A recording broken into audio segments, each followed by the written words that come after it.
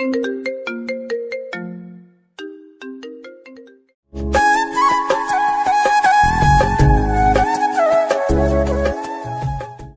ধাক্কাধাক্কি করে একটা সিরিয়াল পেলাম। টিকিট ৩০০ টাকা। সেজন্য মানুষ অনেক। শুনেছিলাম এই ডাক্তার বলে অনেক ভালো, আবার উনি বলে সপ্তাহে একদিন আসে এখানে, তাই সময় করে চলে আসলাম। অনেকক্ষণ পরে আমার সিরিয়াল আসলো। আমি ডক্টরের চেম্বারে ঢুকলাম। ঢুকে দেখি মাঝবয়সী এক মেয়ে, বয়স ২৫-২৬ হবে, আর আমি ২৩। আমার থেকে ২-৩ বছরের বড়। বিয়ের কথা বলতে পারি না, হলেও হতে পারে। ডক্টর একটা বেগুনি রঙের বোরকা পরেছে আর সাথে গোলাপি রঙের স্কার্ট, নেকাব নেই। ডক্টর অসম্ভব সুন্দরী। আরেকটা জিনিস তার সৌন্দর্য বৃদ্ধি করেছে, সেটা হলো তার চোখে চশমা, বোরকার উপরে সাদা অ্যাপ্রন। আমি ঢুকে সালাম দিলাম। সালামের উত্তর নিয়ে বলল, বসেন, বলেন কি সমস্যা? সালামের উত্তর নিয়ে বললাম, আমার মাথা ব্যথা করে। কেমন মাথা ব্যথা? মাথা কি প্রচন্ড ব্যথা করে? বমি আসে? না, শরীরের তাপমাত্রা ঠিক থাকে, কিন্তু প্রচন্ড মাথা ব্যথা করে। তাপমাত্রা ঠিক আপনি কি করে বুঝলেন? আমি ওই সামনে মেসে থাকি, সাথে আমার ফ্রেন্ড থাকে। মাথা ব্যথা উঠলে তার হাতে চেক করাই তাপমাত্রা ঠিক আছে কিনা। ও, আপনি আনম্যারিড? হুম। কি থেকে আপনার মাথা ব্যথা ওঠে? সে অনেক লম্বা কাহিনী। আই থিঙ্ক আপনার সে টাইম নাই। ওকে, মাথা ব্যথা কি আপনার সপ্তাহে 7 দিন ওঠে? না, 3 দিন ওঠে। এই 3 দিন আমার শরীরের উপর দিয়ে ঝড় বয়ে যায়। কাজের প্রচন্ড চাপ থাকে। আসরের পর থেকে মাথা ব্যথা শুরু হয়। মাঝে মাঝে ব্যথার কারণে চোখে কিছু দেখি না। প্লিজ ডক্টর, একটা সলিউশন দেন, না হলে কবে জানি মাথা বাড়ি দিয়ে ফাটিয়ে ফেলি। ওকে। ডক্টর একটা প্রেসক্রিপশনে কতগুলো ওষুধের নাম লিখলো, লেখে নিজের মোবাইল দিয়ে ছবি তুলল। তারপর আমাকে বলল, এই ওষুধগুলো খাবেন। Thanks doctor. আপনার নামটা বললেন না? ঈশান মাহমুদ, অনার্স 3rd ইয়ার।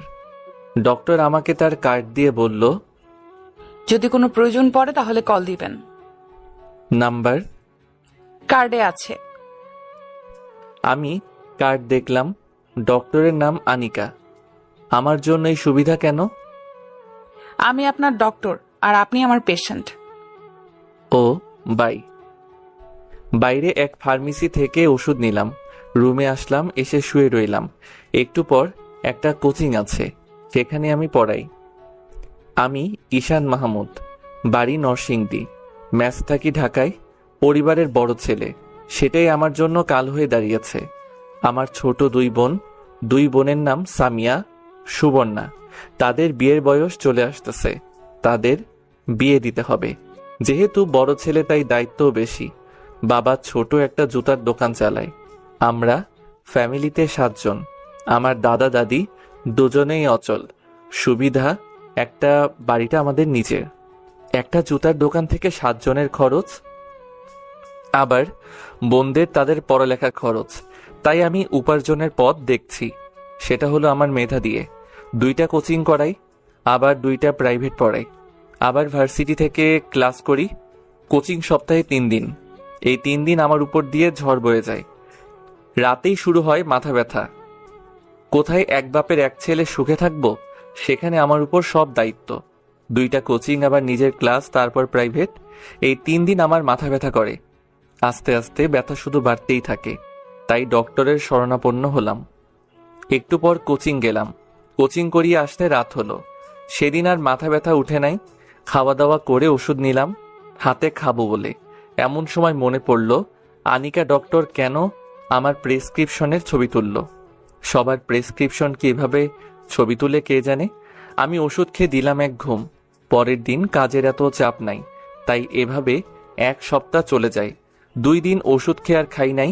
যেহেতু আর মাথা ব্যথা ওঠে না, ওষুধ খাওয়া হয় না, আমার শনিবারে কাজের চাপ বেশি, শনিবার আবার মাথা ব্যথা উঠছে। এমন মাথা ব্যথা তা বলার বাইরে।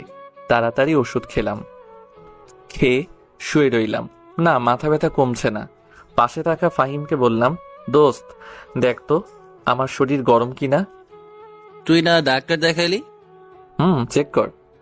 ফাহিম আমার হাত ধরে বলল, তোর শরীর একদম ঠান্ডা। ওকে। ওষুধ খাইছি, দেখি কাজ হয় কিনা। নিজে নিজে মাথা হাতাইয়া আরো 1 ঘন্টা পার করলাম। দোস্ত, মাথায় পানি দিব? আমার তো শরীর গরম না, পানি দিলে কি লাভ হবে? আচ্ছা আচ্ছা, তাহলে ঘুমানোর চেষ্টা কর। আমার মাথা ব্যথা আর সহ্য হচ্ছে না। আমি ডাক্তারের কার্ড বের করলাম, ফোন দিলাম।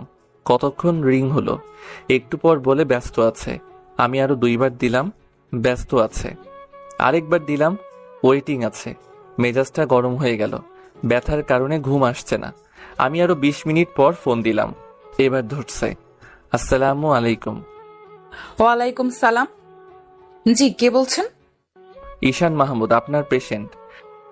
কোন ঈশান মাহমুদ? আমি চিনতে পারলাম না। আরে আপনাকে যে বলছিলাম আমি মেসে থাকি।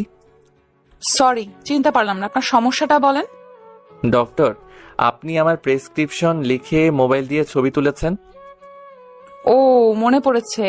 ঈশান মাহমুদ, প্রচন্ড মাথা ব্যথা। হ্যাঁ, এখন প্রচন্ড মাথা ব্যথা করতেছে। ওষুধ খেয়েছি, কমার কোনো নাম নাই। এক কাজ করেন, আগামীকাল আমার চেম্বারে চলে আসেন।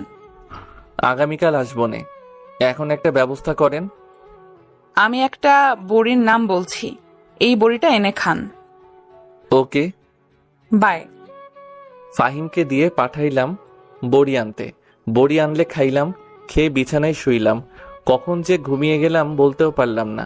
সকালে ফাহিমের ডাকে আমার ঘুম ভাঙলো। আমি তাকিয়ে দেখি ফাহিম রেডি হচ্ছে কলেজে যেতে। আমি বললাম, এত সকাল সকাল কোথায় যাস? তুই ঘড়ির দিকে তাকা। আমি তাকিয়ে দেখি 10টা ছুঁই ছুঁই। এতক্ষণ ঘুমাইলাম আজকে। আমি তো তোর ডাকের আশায় ঘুমাই, তুই তো সকালে আমাকে ডাক দেস। আমি চিন্তা করতে লাগলাম, তাহলে কি গতকাল রাতে ডক্টর আমাকে ঘুমের বড়ি বলছে খাওয়ার জন্য? যাই হোক, মাথাটা এখন অনেক ভালো লাগছে। Thanks doctor. আর একটা কথা, আমার মাথায় ঘুরপাক খাচ্ছে। ডক্টর আমার প্রেসক্রিপশনের ছবি তুললো কেন? ছবি তোলার কথা শুনে সাথে সাথে আমাকে চিনে ফেলে, এমনকি আমার রোগও বলে দিল। বুঝলাম, একজন দায়িত্ববান ডক্টর। আমিও কলেজে যাব, একটু দাঁড়া। একটু পর রেডি হয়ে কলেজে গেলাম। 1 ক্লাস করে আমি আর ফাহিম ক্যাম্পাসের গাছতলায় এসে বসলাম। বসে দুজনে কথা বলতেছি। এমন সময় মোবাইলে কল আসলো। দেখি বাড়ি থেকে মা। কেমন আছো বাবা? ভালো মা, তুমি কেমন আছো? আব্বার শরীরটা কেমন আছে? ভালো। শোনো না, সামিয়াকে দেখতে আসছিল, তাদের পছন্দ হয়েছে। ছেলে কি করে? ছেলে ব্যবসা করে। তোমাদের ভালো লেগেছে? যৌতুক চায় 5 লাখ। কি, এত টাকা যৌতুক? তারা কি সরাসরি বলছে? না, তারা এমন ভাবে বলছে যেটাকে যৌতুকই বলে। এখন তোমরা কি চিন্তা করছো? আমরা তো তোর দিকে তাকিয়ে আছি। তুমি রাতের দিকে কল দিও। আচ্ছা। আমি কল কেটে দিয়ে ফাহিমের কাছে এসে বসলাম। আমাকে চিন্তিত দেখে ফাহিম বলল, কি রে দোস্ত, তোকে এরকম চিন্তিত দেখাচ্ছি কেন? সামিয়ার সম্বন্ধ আসছে, যৌতুক চাই 5 লাখ। কস কি? হুম। থাক দোস্ত, টেনশন করিস না, সবকিছু ঠিক হয়ে যাবে।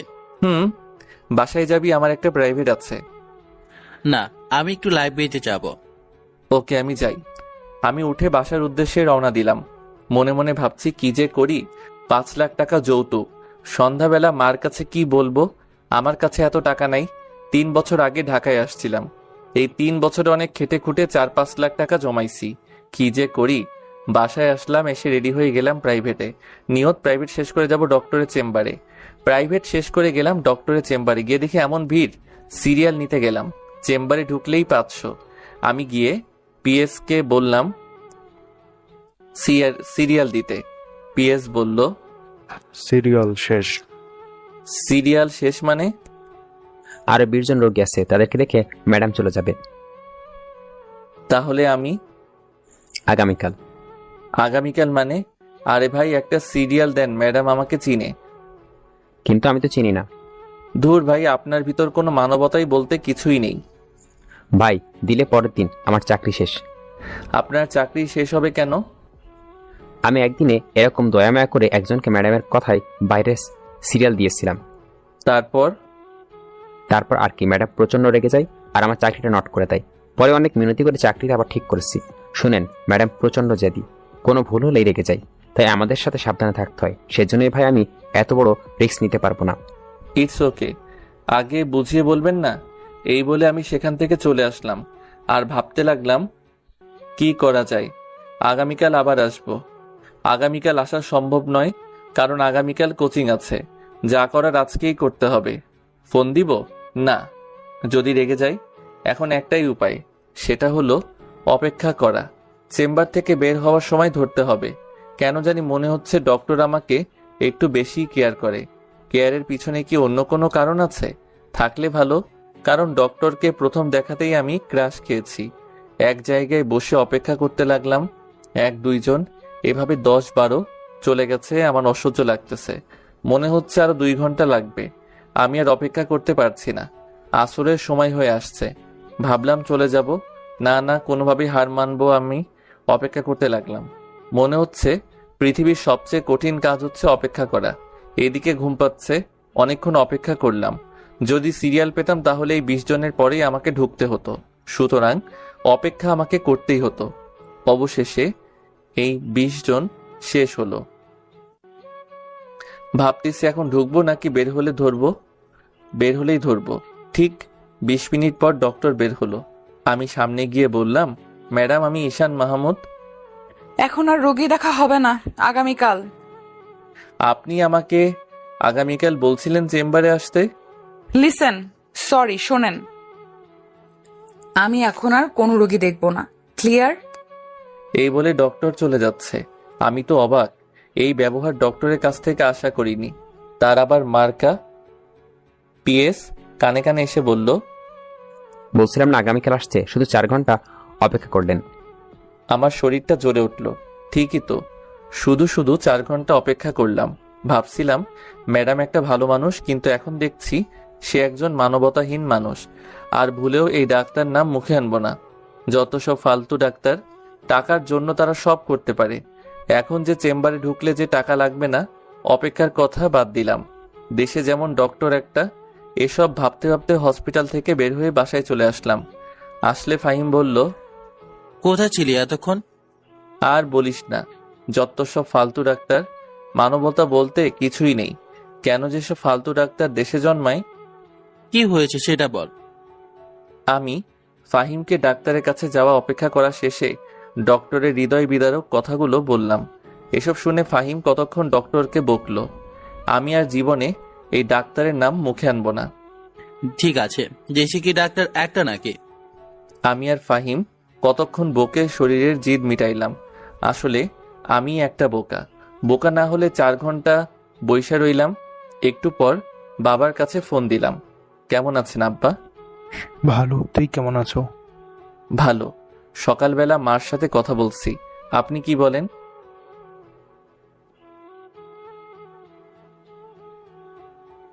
আপনি জানেন এখানে খরচ একটু বেশি হয়, আর 5 লাখ টাকা যৌতুক আমাদের জন্য অনেক বেশি হয়ে যায় না? কি করুন যাইব? এখন তুই কত দিতে পারবি? আমি 1 লাখ দিতে পারবো। বাকিগুলো? আমি এর চেয়ে বেশি দিতে পারবো না। এতদিন আমি গাধার মতো খেটে খুঁটে যেটুকু জমাইছি সেটুকু দিয়ে দিছি। না পারলে ক্ষেত বিক্রি করেন, আর যৌতুক তো পরে দিলেও চলবে। বিয়ের তারিখ ঠিক করে আমাকে জানায়েন। কল রেখে শুয়ে চিন্তা করতে লাগলাম। যাক, মনটা এখন হালকা লাগছে। একটা উপায় তো বের হলো। বেশি অসুবিধা হলে 1 লাখের জায়গায় 1.5 লাখ দিবনে। এখন আমার প্রয়োজন একটা ঘুম। কিসের ওষুধ খাই তো? ডক্টরের কথা মনে হলেই গা জ্বলে। আমি দিলাম এক ঘুম। মাত্র চোখটা লাগলো কে জানি কল দিল। রিসিভ করে বললাম, আসসালামু আলাইকুম। কে? আগে বলে নাই। সরি, আমি ডক্টর আনিকা। কোন ডক্টর? আনিকা? আমি কোনো আনিকাকে চিনি না। আমি আপনার ডক্টর। শোনেন, আমি কোনো ডাক্তার দেখাইনি, আর আপনাকে আমি চিনি না। বললাম তো সরি। আমি অবাক। ডক্টর আমাকে ফোন দিয়েছে, আবার আমাকে বলে সরি। ভাবতেই অবাক লাগছে। আচ্ছা, আপনি কি আমাকে চিনেন নাই? না। এত তাড়াতাড়ি ভুলে গেলেন? রাতেই না বললাম আমি ঈশান মাহমুদ। মাথা ব্যথা। খেয়াল করিনি, বোঝেনি। একটানা এতক্ষণ রোগী দেখলে মাথা এমনিতেই ঠিক থাকে না, আবার সারাদিনের ক্লান্তি। পরে আমি আপনাকে চিনতে পারি। পরে আমি আমার পিএসকে পাঠিয়ে দেখি আপনি চলে গেছেন। এখন কেন ফোন দিলেন? সরি বলতে, কারণ আমি চাই না আমি কারোর চোখে খারাপ হয়ে থাকতে। তাহলে চলে আসেন আগামীকাল আমার চেম্বারে। আপনি যদি আজকে আমাকে কল না দিয়ে থাকতেন তাহলে আমার চেহারা আর না দেখতেন। এতক্ষণ আপনি আমার কাছে একজন ব্যাড গার্ল এবং একজন ব্যাড ডক্টর ছিলেন। আর এখন একজন গুড ডক্টর এবং গুড গার্লফ্রেন্ড এবং নাইস লেডি। থ্যাঙ্কস, অনেক অনেক থ্যাঙ্কস। ওয়েলকাম। আগামীকাল আসবেন তো? দেখি, আগামীকাল কাজের চাপ অনেক বেশি। বলেন আসবেন, আমি ওয়েট করব। ওকে, আসবো। কয়টায় আসবো? 5টার দিকে। সন্ধ্যার সময় আপনি না চলে যান। আগামীকাল একটা মিটিং আছে। ওকে, বাই। এই বলে ফোন কেটে দিলাম আর দিলাম এক ঘুম। সকালে ঘুম থেকে উঠি, কোচিংয়ে গেলাম। কোচিং শেষে গেলাম কলেজে। এইভাবে সারাদিন কাজের চাপে শেষ। 5টার দিকে বাসায় এসে বিছানায় শরীরটা লাগালাম। কি যে ভালো লাগছে, মাথাটা ধরে আসছে, মন চাচ্ছে ঘুমাইতে। কিন্তু না, ডক্টরের কাছে যেতে হবে। উঠে গোসল করলাম, করে রেডি হয়ে চলে গেলাম ডক্টরের চেম্বারে। দরজার সামনে কোনো মানুষ নেই।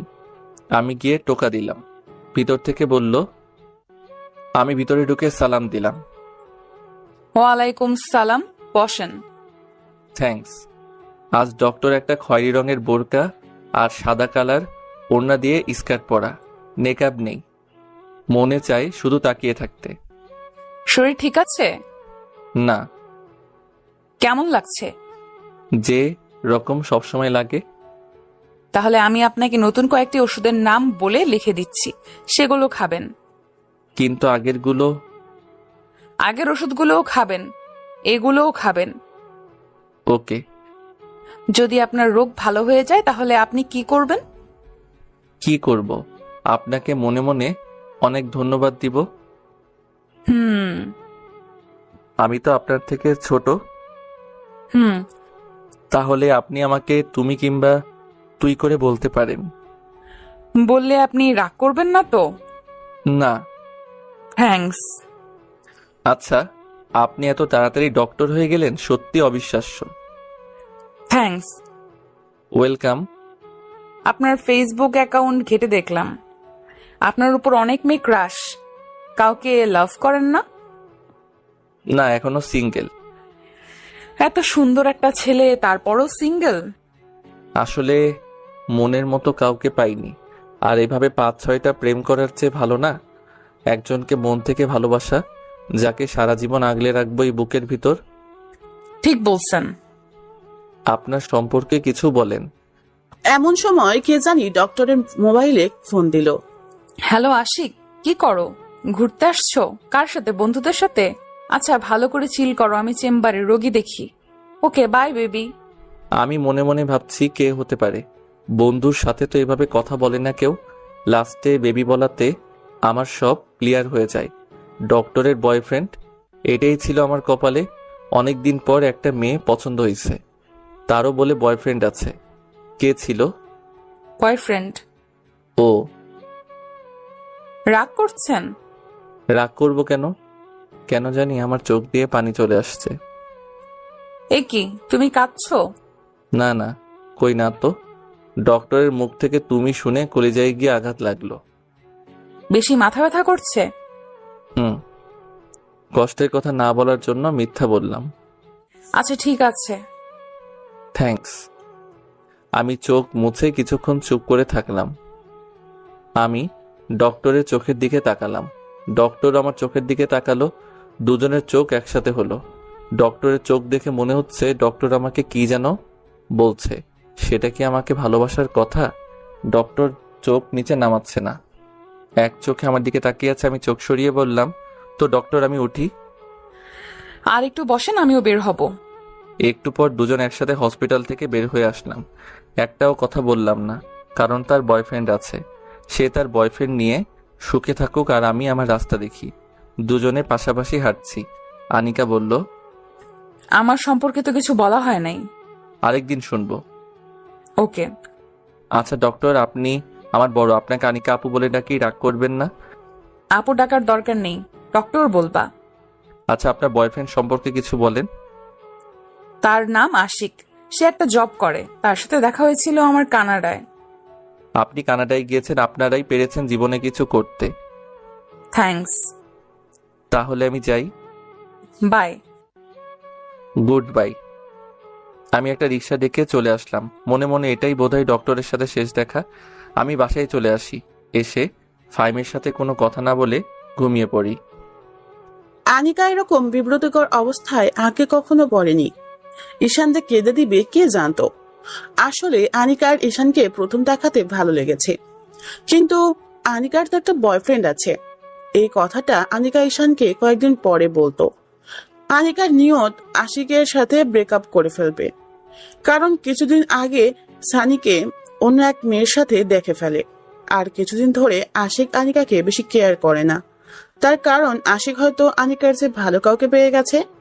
আনিকা বাসায় আসে। আনিকারা দুই বোন। আনিকা বড়, ছোট বোনের নাম কার শারমিন। সাথে কথা বলতেছো? বাবা মা দুইজনেই আছে। আরে আমার অফিসের এক বাসায় এসে ফ্রেশ হয়ে খাওয়া দাওয়া মিথ্যা কথা। করে রুমে গিয়ে আশিককে কল দিল। আগের থেকে অনেক চেঞ্জ হয়ে গেছে। দুইবার ডায়াল তুমি করলে change হও নাই। ঢুকলো। না, আচ্ছা, তাহলে তুমি কল লিস্টের একটা স্ক্রিনশট দাও। কোনো চালাকি করবা না, কল কাটবা না। কেন তোমাকে আমার কল লিস্টের ছবি দেবো? এই কথা দ্বারা বোঝা যায় তোমার ভেতরে সমস্যা আছে। তোমার সাথে কথা বলতে আমার ভালো লাগছে না। ভালো লাগবে কি করে? আমার থেকে ভালো কাউকে পেয়ে গেছো। শয়তান ফোন কেটে দিয়েছে। ব্রেকআপ করে ফেলবি এনে ঘুরাইতেছস কেন? শারমিন ঢুকলো আনিকার রুমে, ঢুকে বলল, কাকে এইভাবে গালি দিচ্ছ আপু?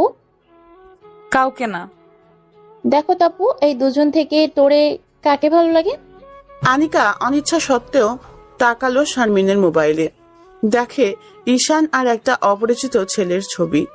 আনিকা বলল, তুই এই ছবি কোথা থেকে পেয়েছিস? তুই চিনিস? হুম। তুই কি করে চিনলি? আগে তুই বল। সে হলো ঈশান মাহমুদ, আমাদের কলেজে 3rd ইয়ারে পড়ে। অধিকাংশ মেয়েদের ক্রাশ, কিন্তু সে আবালের মতো সারাদিন কাজ করে, কোনো মেয়েকে পাত্তা দেয় না। তোর ক্রাশ? না, দেখ তার হাবাগোবা বন্ধুটার উপর ক্রাশ খাওয়া আমি। দে, তোর মোবাইলটা দে। এই বলে আনিকা শারমিনের হাত থেকে মোবাইল নিয়ে ছবিটি ভালো করে দেখতে লাগলো। বলল, ঈশান মাহমুদের উপর যতগুলো মেয়ে ক্রাশ খেয়েছে তার একটা লিস্ট আমাকে দিবি। কেন, তুই ক্রাশ খেয়েছোস? তাহলে আশিক ভাই? সে আমার পেশেন্ট। অনিচ্ছাকৃতভাবে আনিকা শারমিনের মোবাইলের ছবিগুলো দেখতে একটা ছবির উপর আনিকার চোখ আটকে যায়। এই ছবির মধ্যে এটা কে? তুই দেখে ফেলছোস? মানে? কয়েকদিন আগে আমরা কয়েকজন ফ্রেন্ড মিলে গিয়েছিলাম একটা রেস্টুরেন্টে। সেই রেস্টুরেন্টে আশিক ভাই আর একটা মেয়ে বসে ডেট করছিল। সুযোগ বুঝে এই ছবিটা আমি তুলে রেখেছিলাম, ভেবেছিলাম তোরে দেখাবো। তুই পরে ভাবলাম যদি তুই কষ্ট পাস, সেই জন্য দেখাইনি। ঠিক আছে, আমি জানতাম সে তলে তলে আরেকটা মেয়ের সাথে ডেট করে। তুই এই ছবিটা আমাকে দে, তার সাথে এখনই ব্রেকআপ করব। তারপর কি ঈশানের সাথে প্রেম করবি? তুই বেয়াদব, গিয়ে পড়তে বস। উপকার করলেও দোষ। এই বলে শারমিন চলে গেল। আনিকা ছবিটা আশিকের কাছে টেক্সট করলো, তারপর ফোন দিল। মেয়েটা কে? কে এটা আমি জানি না। তোরে আমি কত ভালোবাসতাম, আর তুই কিনা আমারে ভালোবাসার এই ফল দিলি। আরে তুই তো একটি বুড়ো বেটি, আর তুই আমারে টাইম দেস? তুই তো থাকস তোর কাজ নিয়ে। আর ছবির মধ্যে যে মেয়েটা দেখছোস, জানোস তার বয়স কত? 19, মাত্র 19। তোর মতো বুড়ো না। আনিকা আশিকের মুখ থেকে এসব কথা শুনে অবাক হয়ে যায় আর কাঁদতে থাকে।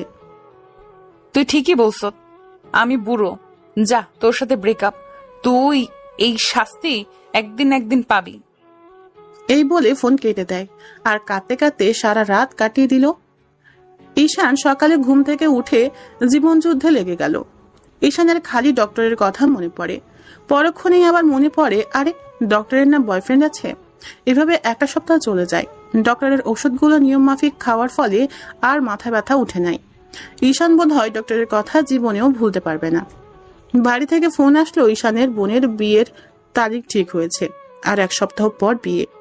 ঈশান ফাহিমকে নিয়ে বাড়িতে চলে আসলো। বিয়ে শেষ করে ঢাকায় আসতে 15 দিন লেগেছে। ফাহিম আগেই চলে এসেছে। পরে শেষমেশ ঈশানকে 1.5 লাখ টাকাই দিতে হলো। যৌতুক পুরোটা দেওয়া হয় নাই, ঈশানকেই দিতে হবে। ঈশানের সামনে পরীক্ষা আসতেছে, সকল কিছু ঠিক রেখে পরীক্ষার পড়া পড়তে হয়। ছাত্র হিসেবে এত খারাপ না। পরীক্ষা দিল, পরীক্ষা খুব ভালো হলো, রেজাল্ট ভালো আসলো। এখন একটা কোচিং এ প্রাইভেট পড়ায়, একটা প্রাইভেট ফার্মকে দিছে। ঈশানের রেজাল্ট ভালো দেখে ফার্স্ট ইয়ারের কয়েকটা ছেলে মেয়ে এসে বলল প্রাইভেট পড়াইতে। ঈশান অনেক না করে, কিন্তু কে শুনে কার কথা, শেষ পর্যন্ত রাজি হতে হলো। পরদিন থেকে তাদের কোচিং করায়। এভাবে 2 মাসের মতো চলে যায়। মাথা ব্যথা যেহেতু উঠেই না, ঔষধ খাওয়া আরো আগেই ছেড়ে দিয়েছে। ঔষধ দেখলে ঈশানের সেই ডক্টরের কথা মনে পড়ে। ঔষধও দেখা হয় না, আনিকার কথা মনেও পড়ে না। ফার্স্ট ইয়ারের ব্যাচটা ঈশান পড়ায়। সেখানের একটা মেয়ে কি যেন বলবে ঈশানকে, কিন্তু ঈশান পড়া ছাড়া অন্য কোনো টপিক নিয়ে কথা বলে না, সেরকম কোনো চান্স দেয় না। একদিন তাদের পড়িয়ে চলে যাচ্ছে, এমন সময় এই ব্যাচের সবচেয়ে সুন্দরী মেয়েটা ঈশানকে ডাক দিল। কয়েকদিন ধরে লক্ষ্য করছে মেয়েটার চেহারার সাথে ডক্টরের অনেকটা মিল আছে। তাহলে সে কি ডক্টরের ছোট বোন? মেয়েটা কাছে আসতেই ঈশান বলল, কি বলবা বলো। কিছু না। তাহলে ডাক দিছো কেন? আমি গেলাম। প্লিজ যাবেন না, আপনার বন্ধু ফাহিম। ফাহিমকে? কি করছে? তার নাম্বারটা একটু দিবেন? আমি কেন দিতে যাব তার নাম্বার? প্লিজ দেন না, প্লিজ প্লিজ প্লিজ। নাম্বার নিয়ে কি করবা? সেটাও বলতে হবে? হুম, তাকে কল দিয়ে বলবো তাকে আমি ভালোবাসি, তাই না? হুম। দেখো, আমি তোমাকে একটা কথা বলি, এসব প্রেম ভালোবাসা বাদ দিয়ে পড়ালেখায় মনোযোগ দাও। দিবেন না আগে বলতেন, কেন এতক্ষণ ঘুরালেন? ধুর, আমি গেলাম। এই বলে মেয়েটা চলে যাচ্ছে। ঈশান কি যেন ভেবে আবার শারমিনকে ডাক দিল। কাছে আসতেই ঈশান বলল, তোমরা কয় ভাই বোন? শারমিনের মুখে বাঁকা হাসি ফুটে উঠল। বলল, দেখছেন মানুষটাকে কিভাবে প্রয়োজন পড়ে। দেখছি। এখন বলো তোমরা কয় ভাই বোন? আপনার সব প্রশ্নের উত্তর দিব, আগে আমাকে ফাহিমের নাম্বার দিয়ে দেন। আমি ভাবছি নাম্বার দিব নাকি দিব না। ফাহিম বেচারা একবার ছ্যাঁকা খেয়ে আর প্রেমের নাম নেয় নাই। আর শারমিন তো অনেক সুন্দরী, দেই নাম্বার। উঠান থ্যাংক ইউ। নাম্বার উঠাও, আমি বলছি। এবার আমার প্রশ্নের উত্তর দাও। কি? কতবার বলবো তোমরা কয় ভাই বোন? আসতে বলেন, নইলে কিন্তু চলে যাব। ওকে বলো। আমরা 2 ভাই বোন নাই। বোন কি তোমার বড়? হুম। কি করে? আমি এত প্রশ্নের উত্তর দিতে পারবো না, গেলাম। কোথায় যাও?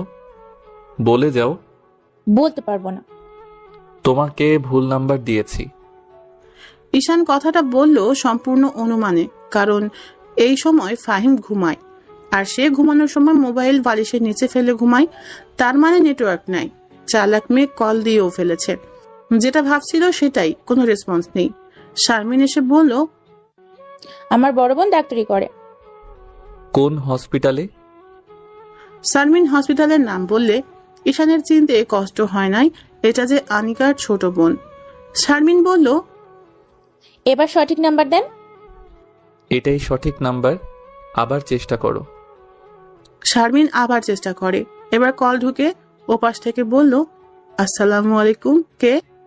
শারমিন কথা বলতে বলতে চলে গেল। ঈশানের চোখটা গাছতলায় যায়। দেখে 3টা ছেলে তার দিকে আঙ্গুল দিয়ে কি যেন দেখাচ্ছে। ছেলে 3টা সেকেন্ড ইয়ারে পড়ে। ক্যাম্পাসের মধ্যে ফার্স্ট নতুন ইয়ারে ছাত্রছাত্রীদের সাথে র্যাগিং করে। ঈশানের সাথে তেমন চান্স নাই, জানি চট থাপ্পড় গালে পড়বে। তাদের চাওয়া ঈশানের কাছে সুবিধার লাগলো না। কিছু একটা হতে পারে, সাবধান থাকতে হবে। ঈশানের বাসায় যেতে যেতে রাত হয়ে যায়। বাসার পিছন দিয়ে একটা গলি আছে। এই গলিতে তেমন মানুষ থাকে না সন্ধ্যার পর। ঈশান মাত্র গলিতে ঢুকলো, দেখে পিছনে আরো দুজন গলিতে ঢুকছে। তাদের দিকে চোখ যায় ঈশানের, আর চিনতে কষ্ট হলো না যে গাছতলায় বসা তিনজনের মধ্যে দুইজন। ওরা ঈশানের থেকে অনেকখানি দূরে। ঈশান ভাবলো কোনো একটা ঝামেলা হতে পারে। ঈশান হাঁটার গতি বাড়িয়ে দিল। একটু সামনে এগিয়ে দেখে বাকি আরেকজন। ঈশানের বুঝতে কষ্ট হলো না এটা একটা ফাঁদ। ঈশান হাঁটার মধ্যে মোবাইল বের করে ফাহিমকে মেসেজ করলো যত তাড়াতাড়ি সম্ভব বাসার পিছনের গলিটায় আসতে, সমস্যায় পড়েছে। মেসেজটা করে সুবোধ বালকের মতো হেঁটে যাচ্ছে। এমন ভাব ধরলো যেন তাদের দেখে নাই। ভাব ধরাটা বেশিক্ষণ টিকেনি, পিছন থেকে ডাক আসলো। ওই দাঁড়া, তোর সাথে কথা আছে।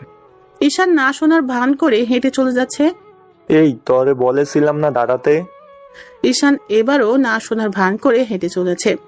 এবার সামনের জন ঈশানের পথ আটকালো আর বলল, তোরে ডাকছে, শুন শোনা। কি বলবি বল।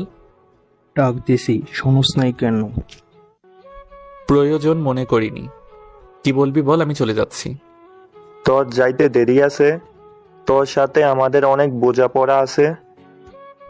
আমি তোদের কোনো সমস্যা করছি? ক্যাম্পাসের সব সুন্দরী মেয়েরা তোর পিছনে ছুটে। আজ তোর এমন অবস্থা করব যাতে কোনো মেয়ে তোর দিকে তাকাতে লজ্জা পায়। তোর শারমিনের সাথে কি? সকালে তার সাথে হাসাহাসি করে কি কথা বলতেছস? একটা কথা ভুলে যাস না, আমি কিন্তু তোদের বড়। এখন চুপচাপ চলে যা, কোনো সমস্যা হবে না। পরে কিন্তু তোদের খবর আছে। তুই কি শারমিনকে পটিয়ে ফেলতেছস, নাকি তোর সাথে রুম ডেটের অফার দিতেছস? তুই তো রুম ডেট করতে পারবি না। আমাদের ঠিকানাটা বল, আমরা চলে যাব নে। এই বলে তারা হাসতে লাগলো। ঈশান তিনজনের সাথে একা পারবে না। ফাহিম এখনো দেরি করছে কেন? মেসেজ দেখলে তাড়াতাড়ি আসার কথা। তারা তিনজন থেকে একজন প্যান্টের বেল্ট খুলছে, আর একজন একটা ছুরি বের করছে। তারা ঈশানকে তিন দিক দিয়ে ঘিরে ধরছে, তাই দৌড় দেওয়ার কোনো চান্স নেই। ঈশান মায়ের শুরু করে দেয়। যতক্ষণ পর্যন্ত ফাহিম না আসে, ছুরিওয়ালা ছেলেটাকে কানের নিচে নরম জায়গায় শরীরের যত শক্তি আছে তত শক্তি নিয়ে আঘাত করলো। তারা হয়তো এমন আঘাত আসবে কল্পনাও করেনি, তাই প্রতিরক্ষা করার কোনো সুযোগই পায়নি। যে জায়গায় আঘাত করছে ঠিক সে জায়গায় গিলে লাগলো। ছেলেটা এক চিৎকার দিয়ে নিচে পড়ে গেল। এটা তিনজনের সাথে পারা সম্ভব না। ফাহিমও আসেনি। তিনজন ঈশানকে এলোপাথারি লাথি মারছে আর বলছে, মার শালারে মার, শালাই কি ঘুষি দিল, গার নড়াইতে পারছি না। কথা বলছে আর মারছে। ঈশান হাত দিয়ে প্রতিরক্ষা করছে। ঈশানের নাক দিয়ে ব্লিডিং হচ্ছে, মুখের কয়েক জায়গায় কেটে গেছে, অনবরত রক্ত পড়ছে। এমন সময় ফাহিম আসলো। ফাহিমের হাতে একটা লাঠি। এই লাঠি দেখে ওরা তিনজন দৌড় আর ফাহিমের দৌড় দেখে। ফাহিম ঈশানের কাছে এসে বলল, সরি দোস্ত, দেরি হয়ে গেছে। আমি ওয়াশরুমে ছিলাম, বের হয়ে দেখি তোর মেসেজ দেখার সাথে সাথে আমি চলে আসি। আমি তোরে কিছু বলছি? দেখ, আমার অনেক ব্লিডিং হচ্ছে, আমাকে কোনো ডক্টরের কাছে নিয়ে যা। আমি তোরে ধরেছি। ফাহিম ঈশানকে ধরে গলি থেকে বের করে রাস্তায় নিয়ে আসে। একটা গাড়ি ডাক দেয়। ঈশান গাড়িতে ওঠে। নাক দিয়ে রক্ত বের হচ্ছে, মুখের কয়েক জায়গায় কেটে গেছে। ছুরি দিয়ে আঘাত করায় পিঠে কয়েক জায়গায় কেটে গেছে, অনেক ব্লিডিং হচ্ছে, তাই ঈশান জ্ঞান হারায়। আনিকা আশিকের সাথে ব্রেকআপ করার পর একা হয়ে গেছে। প্রতি রাতে কেন জানি ঈশানের কথা মনে পড়ে। চেম্বারে ঈশান আর আসে না, কারণ হয়তো ঈশানের রোগ ভালো হয়ে গেছে। আনিকা কোনোভাবেই ঈশানকে ভুলতে পারছে না। আনিকার খালি ঈশানের কান্নার কথাটা মনে পড়ে আর ফুপিয়ে কেঁদে ওঠে। সব সময় আনিকা নিজেকে এই বলে সান্ত্বনা দেয়, ঈশান তুই তো আমারে ভালোবাসতি, আমি জানি তুই একদিন আসবি। আসলে যে ঈশানকে কি করবে আনিকা, সেটা আনিকাই জানে। এভাবে আনিকার 2 মাস চলে যায়। ঈশানের কোনো দেখা নাই। বাড়ি থেকে বিয়ের কথা বলছে, ভালো এক সম্বন্ধ আসছে, বলছে বিয়ে করার জন্য। আনিকা এই বাহানা সেই বাহানা দিয়ে দেরি করছে। শেষমেশ আনিকা নিজেই সিদ্ধান্ত নিল, নিজেই ঈশানের সাথে দেখা করবে আর নিজের ভালোবাসার কথা বলবে। ওই দিন রাতে আনিকার রুমে শারমিন এসে নাচতে থাকে খুশিতে। এদিকে আনিকা টেনশনে বাঁচে না, আর নিজের বোন কিনা নাচে। দিল এক ধমক, শারমিনের মুখটা কালো হয়ে যায়। ধমকের কারণে শারমিন কেঁদে দেয়, কাঁদতে চলে যাচ্ছে আর বলতে লাগলো, আপু তুই না অনেক খারাপ। আমি টেনশনে বাঁচি না, আব্বা আম্মা বিয়ের চাপ দিচ্ছে আর তুই কিনা খুশিতে নাচস। যা, তোর সাথে আমি আর কথাই বলবো না। ব্যাপারটা ছিল ঈশানকে নিয়ে। এই বলে শারমিন সেখান থেকে চলে আসলো। আনিকা ঈশানের নাম শুনে আটকে যায়। ঈশানের ব্যাপারে কি বলবে শারমিন? পরক্ষণেই মনে পড়লো, আরে ঈশান আর শারমিন তো একই কলেজে পড়ে, নিশ্চয়ই কিছু একটা হয়েছে। শারমিন যেহেতু খুশিতে নেচেছে তাহলে নিশ্চয়ই ভালো খবর। এইসব চিন্তা করে শারমিনকে ডাক দিল। 5-6টা ডাক দিল শুনেনি, তার মানে অনেক রাগ করছে। আনিকা জানে শারমিনের রাগ ভাঙানো এত সহজ না। আনিকা ভাবতে লাগলো কি করে রাগ ভাঙানো যায়। এখন একটাই উপায়, তার পছন্দের খাবার বানানো। আনিকার যতটুকু মনে পড়ে শারমিনের পছন্দের খাবার হলো পিৎজা। কিছু করার নেই, পিৎজার অর্ডার দিয়ে দিল। পিৎজা আসলে পিৎজা নিয়ে আনিকা শারমিনের রুমে গেল। গিয়ে দেখে শারমিন শুয়ে আছে। আনিকা গিয়ে শারমিনের সাথে মজা শুরু করলো। বলি আমার গুলুমুলু আপুটা রাগ করেছে। কোথায় রাগ করেছে, গালে নাকি মুখে? দেখ তোর জন্য কি আনছি। যা, তোর সাথে কোনো কথা নেই। ওকে, তাহলে পিৎজাটা আমি একাই খাই। কি, তুই পিৎজা আনছোস? শোয়া থেকে উঠে বসলো। দে আপু দে। তোর রাগ ভাঙছে? তারপর দুই বোন মিলে পিৎজা খেতে লাগলো। আনিকা জিজ্ঞেস করলো, ঈশানের ব্যাপারে কি যেন বলছিলি? আমি জানি তুই এই প্রশ্নটা করবি, কারণ তুই আরো আগে ঈশানের উপর ক্রাশ খাইছোস। খাইছি, এখন বল। শারমিন ঈশানের কাছে প্রাইভেট পড়ায়। সকালের সব কথা আনিকাকে বলল শারমিন। এক পর্যায়ে আনিকার মুখ উজ্জ্বল হয়ে যায়, কারণ ঈশান কারো প্রেমে পড়ে নাই।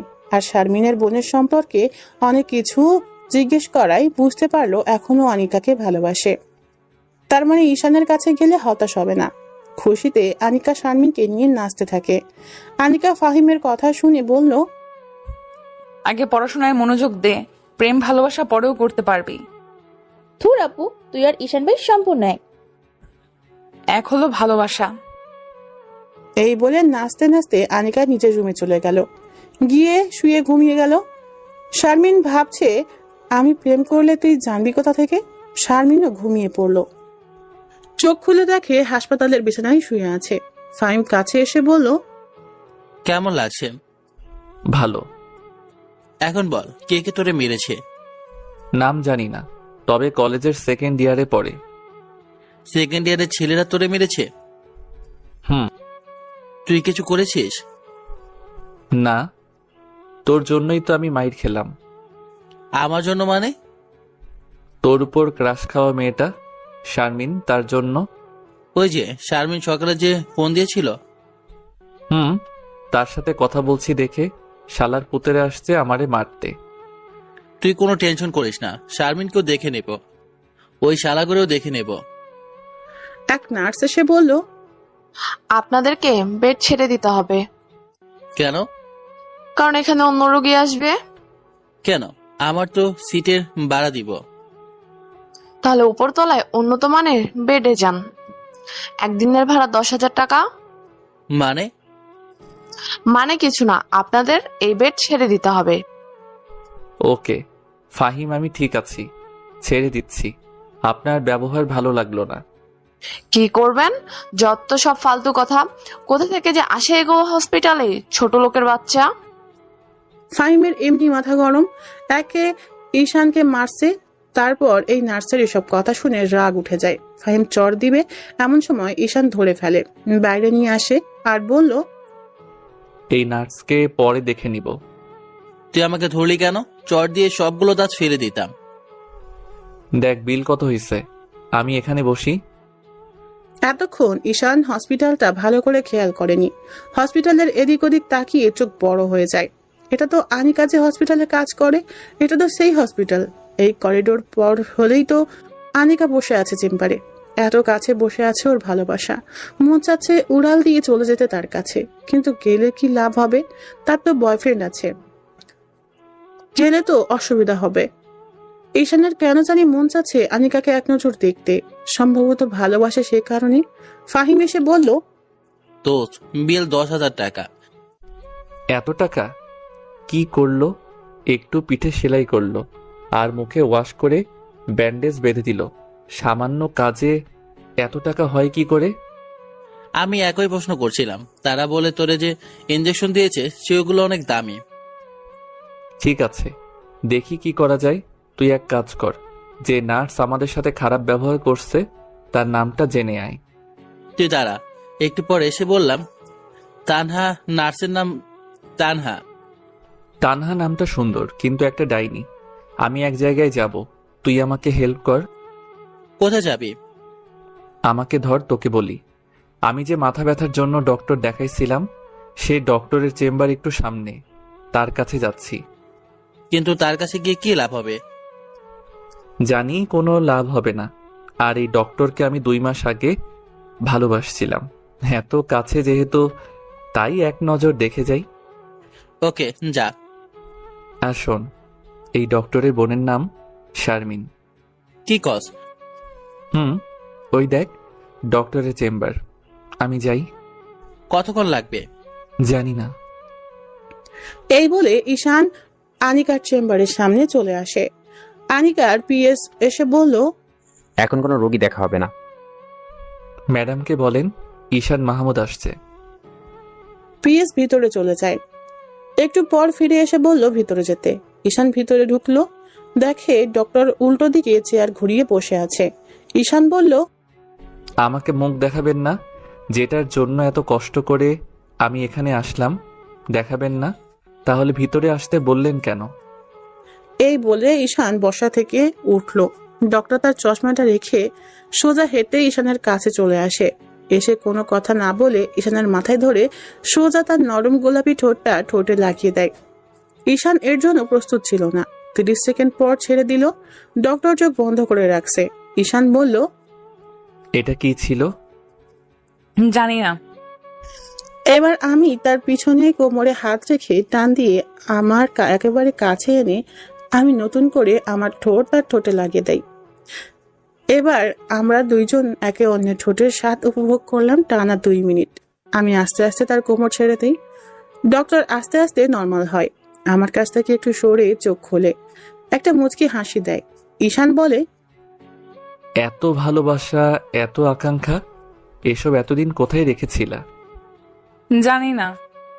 ঈশান আস্তে আস্তে চেয়ারে বসে। ডক্টর এখনো পুরো শরীরে তাকায়নি, তাকিয়ে অবাক হয়ে যায় আর বলে, এইসব কি তোমার শরীরে কি করে হয়েছে এগুলো? এত উত্তেজিত হওয়ার কোনো কারণ নেই, আমি ঠিক আছি। কোথায় তুমি ঠিক? পিঠে ব্যান্ডেজ, মাথায় ব্যান্ডেজ, হাতে ব্যান্ডেজ। আনিকা উঠে এসে আমার শরীর দেখাতে লাগলো, দেখে বলল, তোমাকে মনে হয় 3-4 জন মিলে গণধোলাই দিছে। কি করে হলো এসব? খুলে বলো। ঈশান আনিকাকে রাতের ঘটনা, হাসপাতালে আসা এবং সবশেষে নার্সের কথাটা বলল। নার্সের কথা শুনে আনিকা রেগে যায় আর বলল, তুমি একটু বসো, আমি সব ঠিক করে দিয়ে আসি। ঈশান কিছুক্ষণ বসে রইল। একটু পর আনিকা এসে বলল, সব ঠিক আছে, তোমাকে কিছু ওষুধ লিখে দিচ্ছি, সেগুলো খাবা আর পুরো 2 সপ্তাহ রেস্টে থাকবা। এতদিন রেস্টে থাকতে পারবো না। কেন? শোনো, আমি 2টা কোচিং, একটা প্রাইভেট পড়াই। আমি যদি 2 সপ্তাহ এসব বন্ধ রাখি তাহলে আমার অনেক ক্ষতি হয়ে যাবে। কি ক্ষতি? আমি এখানে মেসে থাকি, মেসের ভাড়া, খাওয়া, আর আমাদের ফ্যামিলি মেম্বার 6 জন। আব্বার একটা ছোট জুতার দোকান, সেটা দিয়ে চলে না। তাই আমি এখানেও গাধার মতো খেটে খুঁটে কিছু টাকা ইনকাম করে বাড়িতে পাঠাই। এখন যদি 2 সপ্তাহ এসব বন্ধ রাখি তাহলে কি অবস্থা হবে? আনিকা উঠে ঈশানের কাছে এসে বসলো। বসে হাত ধরে বলল, ঈশান, তোমার সমস্যা আমার সমস্যা। আমি তোমাকে ভালোবাসি, তুমি বাসো না? বাসি, কিন্তু কিন্তু কি? তোমার না একটা বয়ফ্রেন্ড আছে? তার সাথে তো আমি 2 মাস আগেই ব্রেকআপ করছি। ও খুব ভালো, আমি তোমাকে খুব ভালোবাসি। আমি জানতাম তুমি আমাকে অনেক ভালোবাসো। হুম। তুমি কোনো টেনশন করো না, তুমি 2 সপ্তাহ রেস্ট নাও, দেখবে সব ঠিক হয়ে যাবে। তুমি বলছো? আচ্ছা, তুমি তো বললা তোমাকে 3 জন মারলো। কেন মারলো সেটা তো বললা না? তোমার বোন শারমিনের কারণে। অবশ্য তার এখানে কোনো দোষ নেই। তার সাথে সকালে কথা বলছিলাম, সেটা 3 জন ভালো চোখে নেয়নি। শারমিন এখানে জড়িত আছে, তার খবর আছে। আনিকা মোবাইল বের করলো ফোন করার জন্য। ঈশান আনিকাকে থামিয়ে বলল, তাকে ফোন দিবা না, আর তার এখানে কোনো দোষ নেই। ওকে, তোমার মোবাইলটা দাও। গতকাল রাতে ভেঙে গেছে। এখন কি করবা? ফাহিমকে দিয়ে নতুন মোবাইল কিনবো। জানো আমার এখন কি মন চাচ্ছে? কি মন চাচ্ছে? এখানে তোমার সাথে বসে সারাদিন কথা বলতে। আমারও মন চাচ্ছে। চলো তোমাকে বাসায় দিয়ে আসি। তুমি যাবা? চলো তাহলে। আর শোনো, তোমার আর কোনো বিল দিতে হবে না। ঈশান উঠে আস্তে আস্তে বের হচ্ছে। এমন সময় আবার আনিকা ঈশানকে পিছন থেকে জড়িয়ে ধরে বলল, আমি তোমাকে অনেক ভালোবাসি ঈশান, আমি তোমাকে অনেক ভালোবাসি। তুমি আমাকে ছেড়ে চলে যাবে? কখনো না। আমি জানতাম। এবার ছাড়ো, ব্যথা লাগছে। তুমি বাইরে গিয়ে একটু দাঁড়াও, আমি আসছি। ওকে। এই বলে আনিকা ঈশানকে ছেড়ে দেয়। ঈশান বাইরে বেরিয়ে আসে ফাহিমের কাছে। ফাহিম ঈশানকে ভালো করে দেখছে। ঈশান বলল, কি দেখছিস এরকম ভাবে? দেখছি তুই ঠিক আছিস কিনা। ঠিক আছি মানে? তুই এতক্ষণ ডক্টরের চেম্বারে কি করে থাকবি? কেন, কি হয়েছে? আর বলিস না, তুই ভেতরে যাওয়ার একটু পর ডক্টর বেরিয়ে আসলো, এসে নার্সকে ডেকে আনলো, এনে দিল এক ধমক যে কেউ ভয় পেয়ে যাবে। তারপর আমাকে ডাকলো এবং আমার কাছে মাপ চাওয়ালো। পরে রিসেপশনে গিয়ে কি যেন বললো, তারপর আবার চেম্বারে ঢুকে গেল। এতক্ষণ পুরো হসপিটাল নিস্তব্ধ ছিল।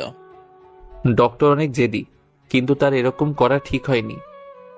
বিল দিতে হবে না। না, ডক্টর আমাদের সাথে বাসায় যাবে। এই ডক্টর? না দোষ, না দোষ। আরে টেনশন করিস কেন, আমি আছি না। তোরা দুজন প্রেম করস? আল্লাহ জানে তুই এই মেয়েরে কেমনে কন্ট্রোল করবি। ওই দেখ, সে আসছে, চুপ। আনিকা মুখে মেকআপ ছাড়াই এসেছে। এটা দেখে কেন জানি ঈশানের একটু ভালো লাগলো না। বলল, চলো। নিচে গিয়ে দেখে আনিকার পার্সোনাল গাড়ি আছে। গাড়ির ড্রাইভার একজন ইয়াং বয়সের ছেলে। এটাও ঈশানের কাছে ভালো লাগলো না। যাই হোক, গাড়িতে বসলো। ঈশানের পাশে আনিকা বসলো। এতক্ষণ হাঁটার পর ঈশানকে ক্লান্তি ঘিরে ধরলো। ঈশান গাড়ির সিটে বসে মাথাটা এলিয়ে দিল। গাড়ির মধ্যে ঘুমিয়ে গেল। চোখ খুলে দেখে আনিকা ডাকছে। ফাহিম বলল, দোষ, বাসা চলে এসেছি। নামার সময় আনিকা ঈশানকে হেল্প করলো। আস্তে আস্তে হেঁটে রুমে আসলো, গিয়ে বিছানায় শুইল। ঈশানের পাশে আনিকা বসলো। ওদের দেখে ফাহিম বাইরে চলে যায়। এটা তোমার জন্য। কি? মোবাইল। তোমাকে কে বলছে মোবাইল কিনতে? কেউ না। তাহলে কেন কিনলে? ভালোবাসি বলে। এখানে আমার আর কিছু বলার নেই। আনিকা আমাকে ভালোবাসি বলে কিনে দিল, এখানে ফিরিয়ে দেওয়ার কোনো মানে হয় না। ঠিক আছে। আর শোনো, আমি তোমাকে ওষুধ খাওয়ার সময় হলে কল দিব। তোমার এত কষ্ট করতে হবে না, তুমি বলে যাও। না, আমি তোমাকে কল দিব। ওকে। ঈশান আনিকার স্কার্ট ধরে নেকাবের মতো করে বলল, তোমাকে নেকাব অবস্থায় বেশি সুন্দরী লাগে। সত্যি? আনিকা সুন্দর করে নেকাব পরে বলে, এবার ঠিক আছে? তাহলে আমি যাই। যাও। এই বলে আনিকা চলে যায়। আনিকা চলে গেলে ফাহিম এসে বলল, সব ঠিকঠাক তো? এখন বল, 3 ছেলের কি করবি? তুই আগামীকাল গিয়ে 3টারে খুঁজে বের করবি, তারপর কলেজের ভিপিরে সব বলবি, দেখ তারা কি করে। আর আগামীকাল গিয়ে ফার্স্ট ইয়ারের যে ব্যাচটা আমি পড়াই তাদের বলবি 2 সপ্তাহ তাদের বন্ধ। অথবা শারমিন ফোন দিলে শারমিনকে বলতে পারিস। ওকে। ঈশানকে সব ক্লান্তি এসে ঘিরে ধরলো। দিল এক ঘুমে বিকালে উঠে ফ্রেশ হয়ে খাওয়া দাওয়া করলো। তারপর আনিকার কাছে কল দিল। সাথে সাথে রিসিভ করে বলল, ঘুম হয়েছে? আনিকা ঈশানকে ঔষধের নাম বলল, সেগুলো খেয়ে নিল। এভাবে প্রতিদিন Anika time to time call দিয়ে ওষুধ খাওয়াতো। একদিন কি এক বেলাও মিস হয়নি। আনিকার প্রতি ঈশানের ভালোবাসা বাড়তে থাকে। টাইম টু টাইম ঔষধ খাওয়ার পর 10 দিনে সম্পূর্ণ সুস্থ হয়ে গেল। এই কয়েকদিনে আনিকা ঈশানকে 5 বার এসে দেখে গেছে। ঈশান আবার আগের মতো কোচিং প্রাইভেটে পড়াতে শুরু করে। ঈশানকে যে ছেলেগুলো মারলো তাদের বিচার হয়েছে। ভিপিরে বলার পর ভিপি চট থাপ্পড় দিয়ে মেলাই দিল। এতে ঈশানের শরীরের রাগও কমলো না, ফাহিমেরও না। তাই ঈশানদের ব্যাচের কয়েকজনকে নিয়ে রাতের বেলা 3টারে ইচ্ছে মতো গণধোলাই দিয়েছে। সবাই মুখোশ পরা ছিল, তাই কে মারলো কেউ কিছু বলতেও পারলো না। এর মধ্যে ঈশানের বাড়ি থেকে মৃত্যু সংবাদ আসলো, দাদা মারা গেছে। সংবাদ আসলো রাতে, তাই ঈশান ঠিক করেছে রাতেই বাড়ি যাবে। আনিকাকে কল দিল। আসসালামু আলাইকুম, কি করো? কিছু না, শুয়ে আছি। আমার দাদা মারা গেছে, আমি গ্রামের বাড়ি যাচ্ছি। ইন্না লিল্লাহি ওয়া ইন্না ইলাইহি রাজিউন। কেঁদো না, মানুষকে তো একদিন মরতেই হবে। হুম। তুমি এখন কোথায় আছো? বাসায় রেডি হচ্ছি, ফাহিম যাবে আমার সাথে। তুমি একটু ওয়েট করো, আমি আসছি। তোমার আশা লাগবে না, আমি তোমাকে পরে ফোন দিব। ঈশান, তুমি একটু দাঁড়াও, আমি আসছি।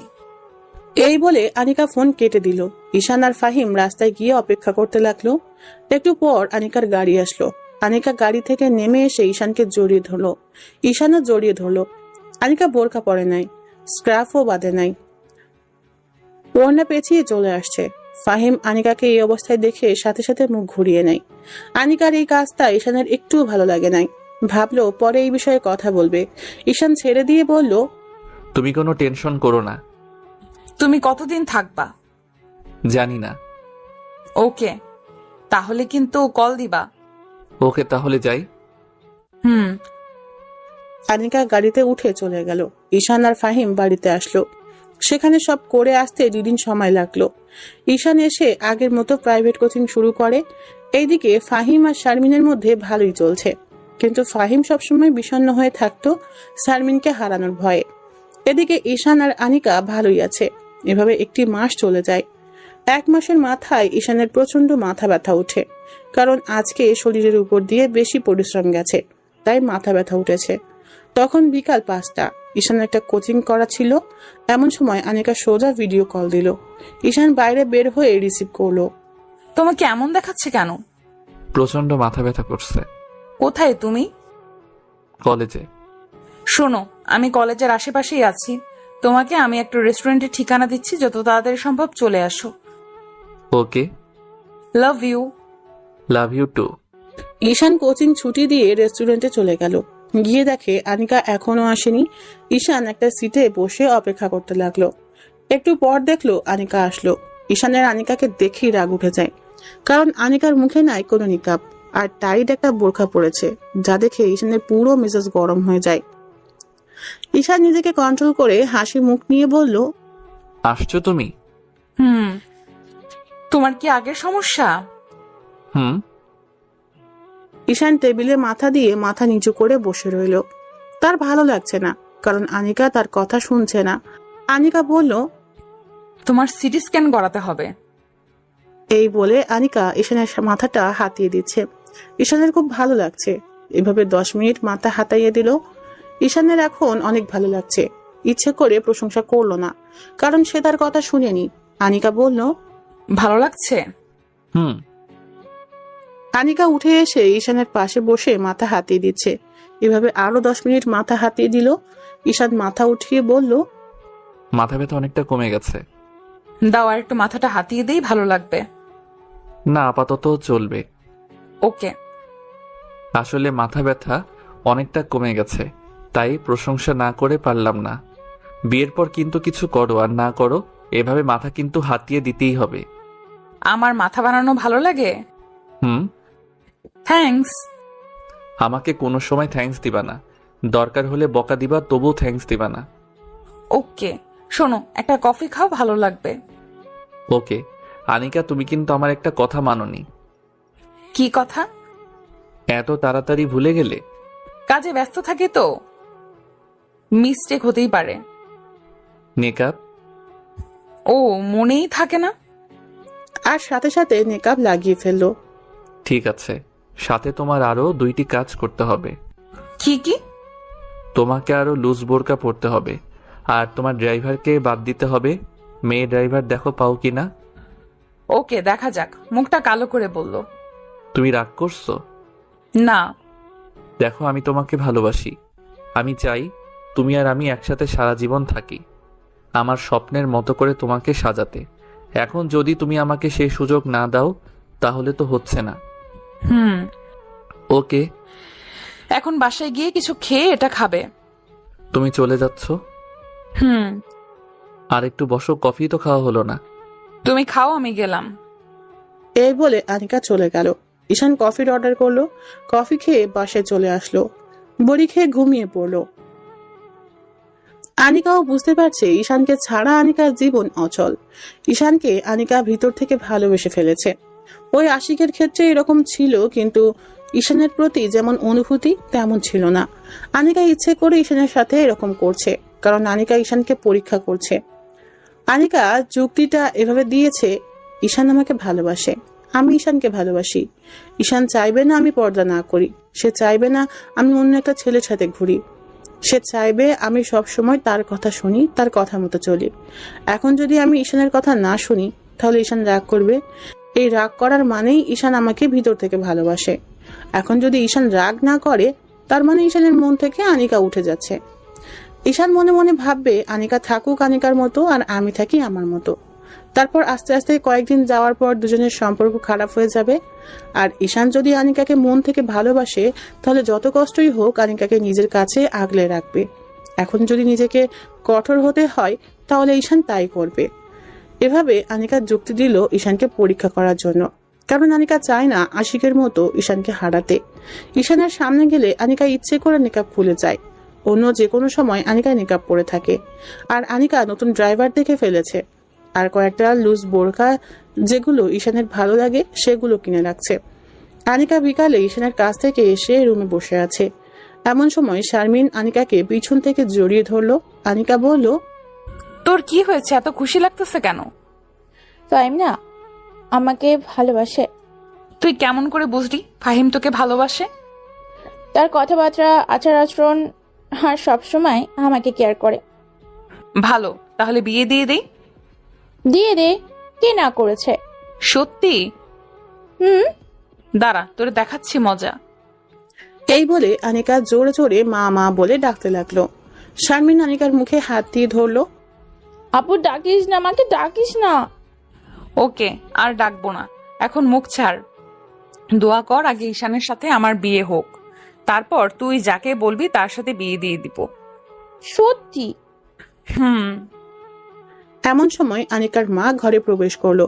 প্রবেশ করে বলল, শারমিন, তুই একটু ঘরে যা তো, অনিকার সাথে আমার কথা আছে। আমি শুনি না, ঘরে যা। শারমিন চলে যায়। মা, তুই কি বিয়ে করবি না? করব। তাহলে তুই কিছু বলছিস না কেন? কি বলতাম? দেখ, তোর জন্য এখন অনেক সম্বন্ধ আসছে, আর কয়েকদিন পর কি এমন সম্বন্ধ আসবে। দেখ মা, সামনের শুক্রবার তোকে দেখতে আসবে, না করিস না। কিন্তু মা, আমার একজন পছন্দের মানুষ আছে। তাহলে তো সেটা খুশির খবর। ছেলেটাকে? শারমিনের কলেজের 3rd ইয়ারে পড়ে। তাহলে ছেলেটাকে একদিন বাড়ি নিয়ে আস। ওকে মা। আনিকার মা চলে যায়। আনিকার মা চলে গেলে শারমিন আবার আনিকার কাছে এসে বলল, আপু, মা কি বললো রে? বললো ঈশানকে বাড়িতে নিয়ে আসতে। তাহলে আপু তোদের বিয়ে হচ্ছে? না রে, এখনো বলতে পারি না। দোয়া কর যাতে বিয়েটা হয়ে যায়। ঈশানের বাড়ি থেকে কি হ্যাঁ বলেছে? তুই কি তার বাবা মায়ের সাথে দেখা করেছিস? না, এই বিষয়ে তোর সাথে কথা বলবো। আপু, তুই আমার একটা উপকার করবি। কি উপকার? তুই ঈশান ভাইকে জিজ্ঞেস করবি ফাহিম আমাকে মন থেকে ভালোবাসে কিনা। ওকে, জিজ্ঞেস করব। তাহলে আমি যাই? ওকে, যা। আনিকা শুয়ে শুয়ে ভাবছে ঈশানের কোনো কল দিচ্ছে না কেন। প্রতিদিন তো এই সময় কল দেয়, তাহলে কি ঈশান রাগ করেছে? এত তাড়াতাড়ি তো রাগ করার কথা না। আনিকা নিজেই কল দিল, ধরছে না। 3 নাম্বার বার দেয়াই ধরলো। ফোন ওঠাতে দেরি হলো কেন? তুমি যেই বড়ি দিয়েছিলা সেটা খেয়ে ঘুমিয়ে গিয়েছিলাম। এত তাড়াতাড়ি? আগামীকাল তো আমরা দুজন অবসর। চলো না, আমরা দুজন ঘুরতে যাই। কোথায়? কাল দেখা করলে জায়গা সিলেক্ট করব। ওকে। ওকে, তাহলে আগামীকাল সকালে দেখা হচ্ছে। ওকে, এখন রাখি, অনেক ঘুম পাচ্ছে। Love you. এই বলে আনিকা ফোন রেখে দিল। আনিকা ভাবছে কোনো ভুল করছে না তো সে। আনিকা আবার আগের মতো টাইট বোরকা আর মেকআপ না পরে ঈশানের সামনে যাবে এবং দেখবে ঈশানের প্রতিক্রিয়া কি আসে। ঈশান সকালে ঘুম থেকে উঠে অনেক দেরিতে উঠে দেখে ফাহিম ওয়াশরুমে। আনিকা রাতে কি জানি বলেছিল মনে পড়ছে না, পরে মনে পড়ছে কোথায় জানি ঘুরতে যাবে, কিন্তু কয়টায় যাবে এটা মনে পড়ছে না। ফাহিম ওয়াশরুম থেকে আসলে ঈশান বলল, দোস্ত, শারমিনের সাথে কেমন চলছে? রাতে কি স্বপ্নে শারমিনকে দেখছস? ঘুম থেকে উঠে শারমিনের কথা জিজ্ঞেস করতেছস? আরে না। ভালো। এখন কেমন জানি তার একটা মায়া কাজ করে, মন চায় খালি তার মুখটা দেখতে ইচ্ছে করে। এটাই ভালোবাসা। বাড়ি থেকে না বিয়ের জন্য বলছে, কি করব? শারমিনের কথা বলে দে, কিন্তু এখন না। দেখ, ফাহিম আনিকার বয়স কিন্তু বেশি, আগে তার বিয়ে হোক, তারপর। বুঝছি, ওকে। শোন, শারমিন মেয়েটা কিন্তু অনেক ভালো, তাকে আবার আগেরটার মতো হারিয়ে ফেলিস না। যদি চলে যায়? যতটা সম্ভব তাকে বেশি সময় দিবি। ওকে। ঈশানের মোবাইলে কল আসলো, দেখে বাড়ি থেকে ফোন আসছে। রিসিভ করে বলল, হ্যালো মা, কেমন আছো? ভালো, তুই কেমন আছস? ভালো। তোর জন্য একটা খুশির খবর আছে। কি খুশির খবর? তোকে না মেয়ের বাড়ি থেকে দেখতে আসছে। মানে হলো তোর বাবার বন্ধু যে আব্দুল ভাই, তার একমাত্র মেয়ে তোকে পছন্দ করেছে। তার বাবা এবং তার মা গতকাল আমাদের বাড়িতে আসছে, এসে সব দেখে গেছে। তাদের তোকে পছন্দ হয়েছে এবং বাড়ি ঘরও। আর তোর বাপের আর আমার মেয়েকে অনেক ভালো লেগেছে। ঈশানের মাথায় আকাশ ভেঙে পড়লো। এসব কি বলছে? না না, এই মেয়েকে চেনে না জানে না, বিয়ে ঠিক করে ফেলছে। আর এদিকে ঈশান আনিকাকে নিয়ে ঘর সংসার করার স্বপ্ন দেখছে। ঈশান বলল, দেখো মা, তোমাকে আমি পরিষ্কার করে বলে দেই, আমার ঢাকায় একজন মেয়ে পছন্দ আছে, আর বিয়ে করলে আমি তাকেই করব। কিন্তু আমাকে তো বললি না। এই যে এখন বললাম। তোর বাপ যে বলেছে বিয়ে দিলে তোকে এই মেয়ের সাথেই বিয়ে দিবে। সেটা বাবার চিন্তা ভাবনা। আর কিছুদিন পর আমি বললে তোমরা ঢাকায় এসে মেয়েকে দেখে যাবে, বিয়ের তারিখ ঠিক করে যাবা। তাহলে কি এই মেয়েকে না করে দিব? ডাইরেক্ট না করে দাও। আর একটু চিন্তা ভাবনা করে দেখ, মেয়ের বাবা সচ্চায় 5 লক্ষ টাকা যৌতুক দিতে রাজি হয়ে আছে। যৌতুক টৌতুক আমি বুঝি না, না করে দাও। এই বলে ফোন কেটে দিল ঈশান। আর ভাবছে, আগামীকালকের আনিকার ব্যবহার এরকম যদি প্রতিদিন হয় তাহলে তো হবে না, না হলে নাই। আনিকাকে ভালোবাসি, আনিকাকেই বিয়ে করব, দরকার হলে তাকে কিডন্যাপ করব। ঈশানের এরকম রাগি রাগি দেখে ফাহিম বলল, দোস্ত, কি হয়েছে? কোনো সমস্যা? না রে, বাড়ি থেকে আমার জন্য মেয়ে রেডি করে রাখছে, তাই আমি না করলাম। আনিকাকে যদি তোর বাড়ির থেকে পছন্দ না করে? সেটা সমস্যা নাই, বিয়ে করব আমি, ঘর সংসার করব আমি। মা বাবার পছন্দ না হলে আমি কি করব? ওকে দোস্ত। এমন সময় ফাহিমের মোবাইলে কে যেন কল দিল। ফাহিম কথা বলার জন্য বেলকনিতে যায়। ঈশান আনিকাকে কল দিল। আনিকা কল রিসিভ করতেই ঈশান বলল, কি করো? আজকে না ঘুরতে যাব, রেডি হচ্ছি। কোথায় আসবো? আরে তোমার বাসার চৌরাস্তার মোড়ে যে রেস্টুরেন্ট আছে সেইখানে আসো। ওকে। তাড়াতাড়ি এসো। ওকে। ঈশান ফোন রেখে রেডি হতে গেল। রেস্টুরেন্টে গিয়ে দেখে আনিকা এসে বসে আছে। আনিকাকে দেখে ঈশানের মেজাজ পুরো গরম হয়ে যায়। মুখে নাই নিকাব, টাইট বোরকা। ঈশান টেবিলে বসলো। ঈশান এবার রাগ কন্ট্রোল করতে না পেরে বলল, এসবের মানে কি আনিকা? কি ঈশান, তুমি বোঝো না? সত্যি আমি বুঝতে পারছি না, তুমি রেগে যাচ্ছ কেন? তোমাকে না বললাম নেকআপ পরতে ও লুজ বোরকা পরতে? ড্রাইভারকে তো চেঞ্জ করছোই না। দেখো, তোমাকে ভোগ করার ইচ্ছা থাকলে তোমাকে কবেই ভোগ করে ফেলতাম। আমি চাই তোমাকে সারা জীবন আগলে রাখতে। তুমি এসব কি বলছো? তুমি কি কিছু বুঝো না? আমার এরকম ভাবে পড়তে ভালো লাগে। আর ড্রাইভারকে আমি বাদ দিতে পারবো না, কারণ ড্রাইভার অনেক আগে থেকে ড্রাইভারই করে। আমি আনিকার মুখ থেকে এরকম কথা শুনে অবাক হয়ে গেলাম। আনিকার চেহারায় কোনো ভাবান্তর নেই। মনে হচ্ছে আমি এরকম করব সেই জন্য প্রস্তুতি নিয়ে এসেছে। আমি আমার প্রিয় মানুষটা চাই না বেপরদায় থাকুক। আচ্ছা, তুমি কি আমাকে ভালোবাসো? হুম। তাহলে আমার কথা মতো চলতে তোমার সমস্যা কি? দেখো, আমরা দুজন দুজনকে কিস করছি। আনিকা কিছু বলছে না।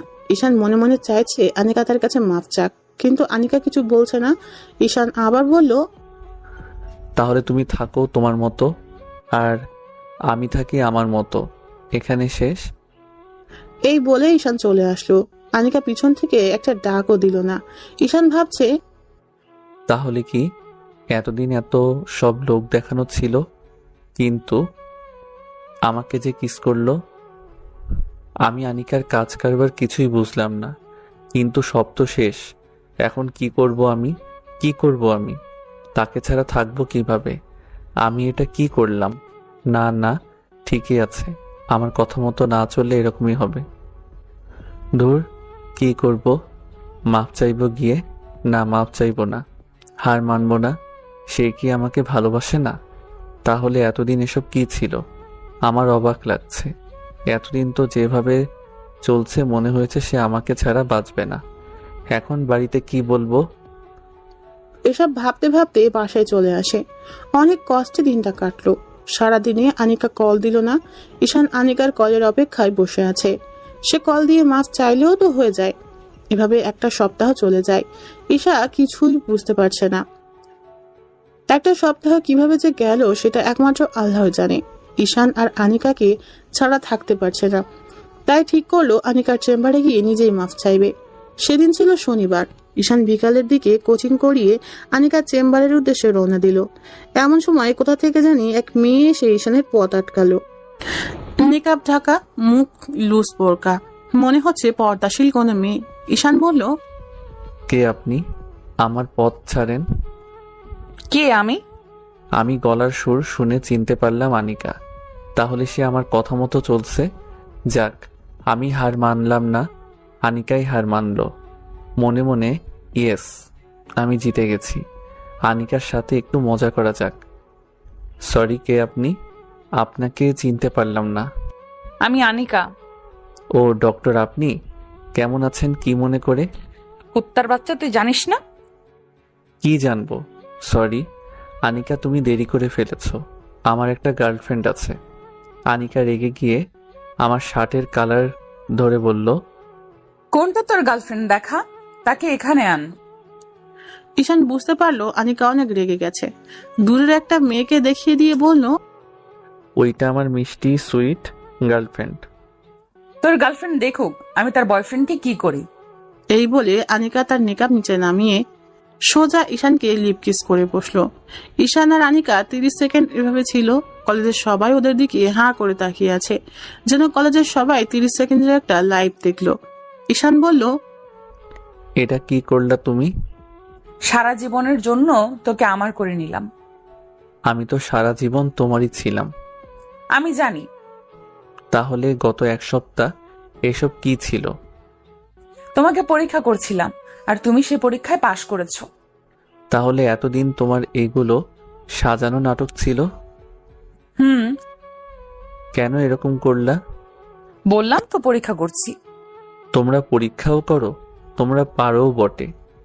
অনেক দিন ধরে তোমাকে জড়িয়ে ধরি না, এখন আমাকে জড়িয়ে ধরো। ঈশান আনিকাকে জড়িয়ে ধরলো। আনিকা কেঁদে দেয়। ঈশান বলল, কাঁদছো কেন? এটা সুখের কান্না। কেঁদো না। বলো, সারা জীবন আমাকে এইভাবে বুকের ভেতর আগলে রাখবে? সারা জীবন তোমাকে এভাবে বুকের ভিতর আগলে রাখবো। আনিকা আস্তে আস্তে ঈশানকে ছেড়ে দিয়ে বলল, চলো এখন তোমাকে আমার বাড়িতে নিয়ে যাব। আজ না, অন্যদিন। এখন তুমি আমার সাথে যাবা। ওকে। তারপর দুজন দুজনের হাত ধরে কলেজ থেকে বাইরে বেরিয়ে আসলো। এসে দুজনে একটা রিকশায় উঠলো। রিকশায় গিয়ে আনিকাদের বাড়ির সামনে নামলো। রিকশায় যতক্ষণ ছিল আনিকা ঈশানের হাত শক্ত করে ধরেছিল। আনিকা ঈশানকে বাড়ির ভেতর নিয়ে যায়, নিয়ে ড্রয়িং রুমে বসিয়ে বলল, তুমি বসো। না না, তুমি আমাকে ছেড়ে যেও না। ঈশান, এটা আমাদের বাসা, এখানে ভয় পাওয়ার কি আছে? তবু তুমি আমার সাথে থাকো। ওকে। আনিকা জোরে শারমিন বলে ডাক দিল।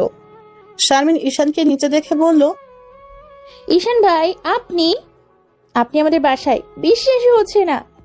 বিশ্বাস হবেও না। তুই তোর ভাইয়ের সাথে থাক। তোর ভাই ভয় পাচ্ছে, আমি ড্রেস চেঞ্জ করে আসি। ভাই, আপনি না একটা ভীতু। তাহলে ফাহিম হলো ভিতর ডিম? ফাহিমকে বলছেন কেন? সে তো অনেক সাহসী। সাহসী না, পুরাই আস্ত একটা ভীতু।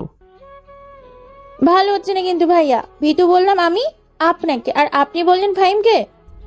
তাহলে তুমিও ভীতু? না না, তাহলে কে? আপনি ভীতু। আনিকার মা এসে বলল, কে ভীতু? আন্টি ফাহিম। না না, আমি ভীতু। ফাহিম কে? কেউ না। আন্টি আসসালামু আলাইকুম, কেমন আছেন? ওয়ালাইকুম আসসালাম। ভালো, তুমি কেমন আছো বাবা? ভালো। যা তো, আনিকাকে বল ঈশানের জন্য খাবার নিয়ে আসতে। শারমিন চলে গেল। আনিকার মা বলল, বাবা শোনো, তোমাকে কিছু কথা বলি। অনিকাকে তুমি কন্ট্রোলে রাখতে পারবা। এই মেয়ে কিন্তু অনেক জেদি। তোমাকে পেয়ে আমরা অনেক খুশি। আনিকাকে অনেক ছেলে দেখতে আসছে, কাউকে সে পছন্দ করেনি, অবশ্যই তোমাকে সে পছন্দ করেছে। তোমাকে পেয়ে আমরা অনেক খুশি। Thank you aunty. এখন বলো, তোমার বাবা মাকে কবে নিয়ে আসবা? আনিকার সাথে কথা বলে নেই। ওকে। তোমার আঙ্কেল বাইরে গেছে। তোমার বাবা কি করে? ছোট একটা জুতার দোকান চালাই। তুমি কি করো? পড়ালেখা। তুমি তাকে এখন বিয়ে করতে চাইছ? সেটা আনিকার উপর নির্ভর করছে। এখন সে যখন বলে, সে যদি এখন করে তাহলে আমার সমস্যা নাই, আর যদি বলে আরো 2 বছর পর, সেটাও সমস্যা নাই। তোমার কথা আমার ভালো লাগলো। Thank you aunty. আনিকা খাবার নিয়ে আসলো। আনিকা নতুন কাপড় পরলো। সে যে কাপড় পরুক না কেন, আনিকাকে অনেক সুন্দরী দেখায়। আনিকা ঈশানের সামনে খাবার দিল। আনিকার মা বলল, তাহলে তারা দুজন সিদ্ধান্ত নেয় কি করবে। ওকে, তুমি যাও। তোমাকে তো দারুণ সুন্দরী দেখাচ্ছে। সত্যি তোমার এই ড্রেসে ভালো লাগছে। তুমি যেই ড্রেস পরো না কেন, সবই আমার কাছে ভালো লাগে। থ্যাঙ্কস বলবো না, শুধু বলবো আমি তোমাকে ভালোবাসি। আমি জানি। এখন বলো, মার সাথে তোমার কি কথা হয়েছে? বলছে তোমাকে এখন বিয়ে করব না, পরে। তুমি কি বলো? সেটা তোমার উপর নির্ভর করছে। দেখো, আমার এখনো কোনো স্থায়ী উপার্জনের পথ নেই। সেটা হতে আরো কমপক্ষে 2 থেকে 3 বছর লাগবে। তুমি যদি চাও তাহলে 3 বছর পরে বিয়ে করতে আমার কোনো অসুবিধা নেই। সেটা এখন তোমার উপর।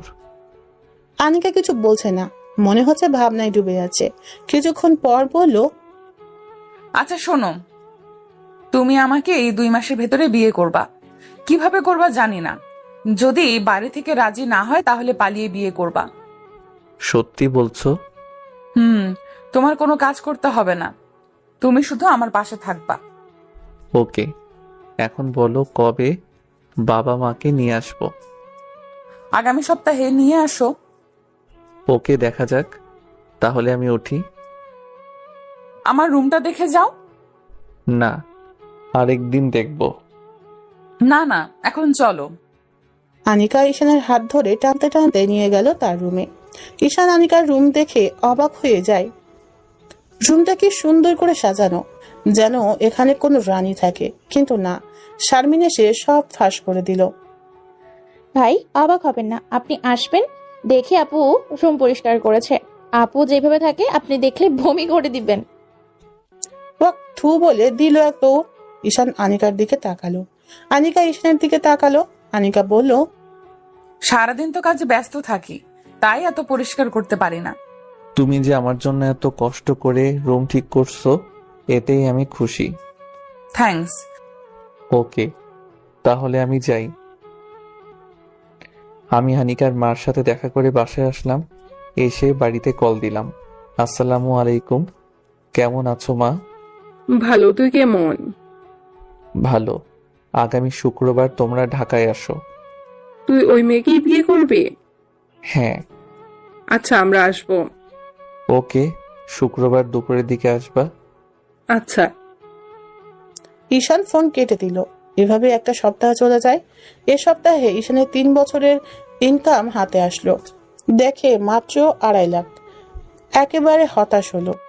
ঈশানের মা বাবা, ছোট বোন আসলো, আর এক চাচা চাচি আসছে। ঈশান তাদের আনিকার বাড়িতে নিয়ে আসলো। এতক্ষণ মা আর বাবা ঈশানকে অনেক কথা বলেছে তাদের পছন্দ করা মেয়েকে বিয়ে করতে, কিন্তু কে শোনে কার কথা। আনিকার বাবা মা এসে তাদের ভিতরে নিয়ে যায়। ঈশান তার ছোট বোন সুবর্ণাকে নিয়ে আনিকার রুমে যায়। গিয়ে দেখে আনিকা আর শারমিন বসে আছে। ঈশান সুবর্ণার সাথে শারমিনকে আর আনিকাকে পরিচয় করিয়ে দিল।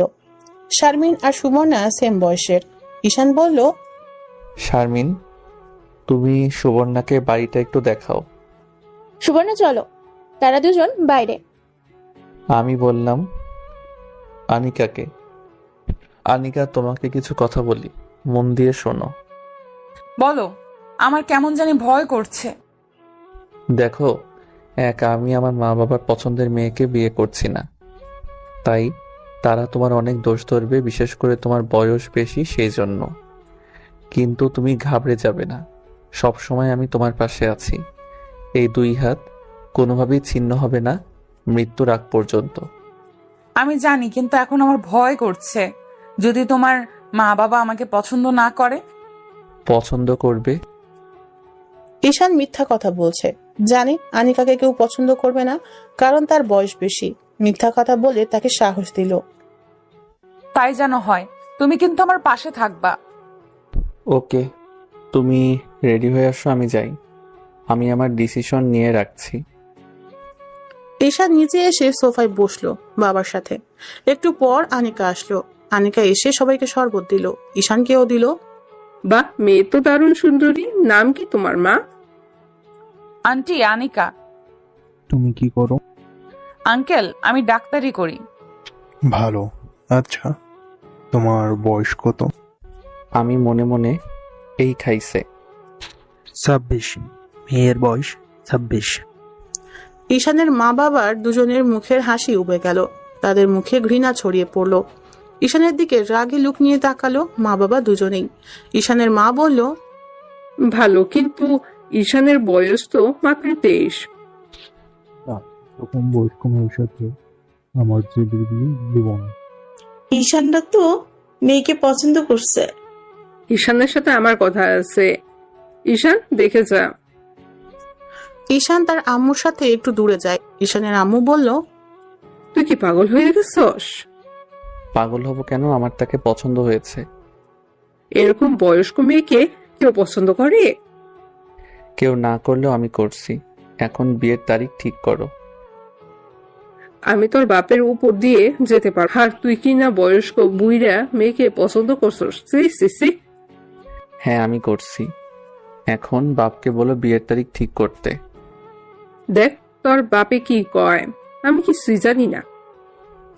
ঈশান ভিতরে এসে দেখে তার বাবা উঠে চলে গেছে। এদিকে আনিকা কান্না করছে।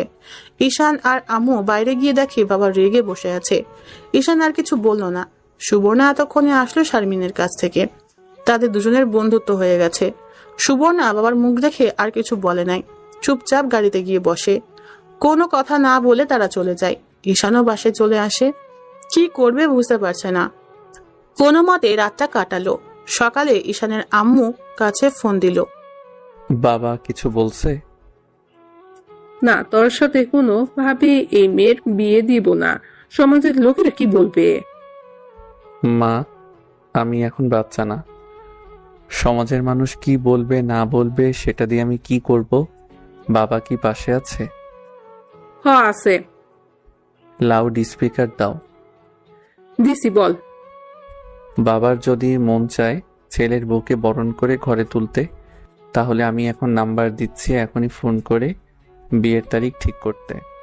আর যদি না করে তাহলে বিয়ে করে বাড়িতে আসলে কিছু যেন না বলতে পারে। আমি আবার আধা ঘন্টা পরে ফোন দিলাম মায়ের কাছে, বাবা বলছে না, তুই যদি এই মেয়েকে বাড়িতে নিয়ে আসিস তাহলে তোকে মেরে হাত পা ভেঙে ফেলবে। ওকে দেখা যাবে। এই বলে ঈশান ফোন রেখে দিল। ঈশান আনিকার সিদ্ধান্ত নিয়ে নিল আগামী সপ্তাহ ওরা বিয়ে করবে। আনিকাকে বাড়িতে নিয়ে গেলে কেউ দেখতে পারবে না, মা বাবা দেখতে পারবে না, পাড়া প্রতিবেশীরা তারা কথা বলবে। আনিকাকে সেখানে নিয়ে গেলে শুধু কাঁদবে। তাই ঈশান ঠিক করলো যে বাসায় থাকে সে বাসার উপরতলায় ভাড়া নিবে। যে টাকা আছে সেখান থেকে ফার্নিচার কিনবে, কোনো আয়োজন না করে বিয়ে করে ফেলবে। এটাই ওদের পরিকল্পনা। ঈশান আনিকার বাড়িতে আসলো। আনিকার রুমে গেল, গিয়ে দেখে বেচারি কেঁদে কেঁদে শেষ। ঈশানকে জড়িয়ে ধরে বলল, তুমি আসছো? আমি তো ভাবছিলাম তুমিও চলে গেছো। তোমাকে ছাড়া আমি যেতে পারি? এখন কি করবা? আমার মাথায় একটা পরিকল্পনা আছে। কি? ঈশান আনিকাকে পরিকল্পনার কথা বলল। পুরোটা শুনে আনিকার মুখ উজ্জ্বল হয়ে যায়। চলো বাসা দেখবে। আনিকা রেডি হয়ে ঈশানের সাথে বাসায় এসে বাসা দেখে। আনিকার পছন্দ হয়েছে। এখন ঈশান আস্তে আস্তে ফার্নিচার উঠাতে থাকে। মোটামুটি একটা সংসারে যা লাগে সব উঠালো। এমনি ভাবে এক সপ্তাহ চলে গেল। দিনটি ছিল শুক্রবার। ঈশান রুম আগে থেকেই সাজিয়ে রেখেছে। ফাহিম আর ঈশান দুপুরের পরে আনিকাদের বাড়ি যায়। ভালোভাবেই বিয়ে সম্পন্ন হয়। আনিকার মা বাবা দুজনেরই কৃতজ্ঞতায় মাথা নুয়ে পড়ে ঈশানের প্রতি। তারা বলে তারা জীবনে ঈশানের মতো ছেলে দেখে নাই। ফাহিমকে সাক্ষী রেখেছে। আনিকাকে শাড়ি পরা অবস্থায় আরো বেশি অপরূপ দেখায়। ঈশান আজ রাতে তার সেই রূপের ভিতর হারিয়ে যাবে। ঈশান আনিকাকে নিয়ে বাসায় আসে।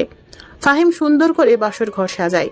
যেহেতু ঈশানের শরীরের উপর দিয়ে আজ অনেক ধকল গেছে, তাই পুরনো রোগ মাথা ব্যথা করতেছে। আনিকা বাসর ঘরে গিয়ে বসে আছে।